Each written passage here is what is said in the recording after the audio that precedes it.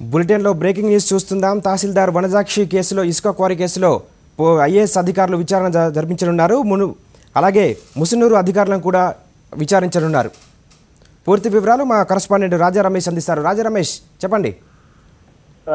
ముసునూరు ఘటనలో తహసీల్దార్ వనజాక్షిపై జరిగిన దాడికి సంబంధించి రాష్ట్ర ప్రభుత్వం నియమించిన కమిటీకి సంబంధించిన అధికారులు, ఇద్దరు ఐఏఎస్ అధికారులు, ప్రిన్సిపల్ సెక్రటరీ శర్మ, అలాగే మెప్మా డైరెక్టర్ గా ఉన్న పిఎంఆర్ రాజ్, వీళ్ళిద్దరు కూడా కొద్దిసేపటి కిందట గన్నవరం విమానాశ్రయం నుంచి రంగంపేటలో ఉన్న ఇసుక రీచ్కి చేరుకున్నారు. ఇసుక రీచ్ని పరిశీలించారు. ఆ ఇసుక రీచ్ లోనే ఇటు ఏలూరుకు సంబంధించిన, దెందులూరుకు సంబంధించిన ఎంఆర్ఓ అధికారులతోటి, అలాగే రెవెన్యూ అధికారులతోటి ఆ ఇసుక రీచ్కి సంబంధించిన బార్డర్స్ ఎలా ఉన్నాయి, ఆ ఏ బార్డర్ ఏ జిల్లా పరిధిలోకి వస్తుందనే దాని మీద అక్కడ ఉన్న అధికారులను అడిగి తెలుసుకున్నారు. ఆ తర్వాత వాళ్ళు ఏలూరు వెళ్ళి అక్కడ ఉన్న రెవెన్యూ అధికారులను విచారించి అక్కడ రికార్డులను కూడా పరిశీలించనున్నారు.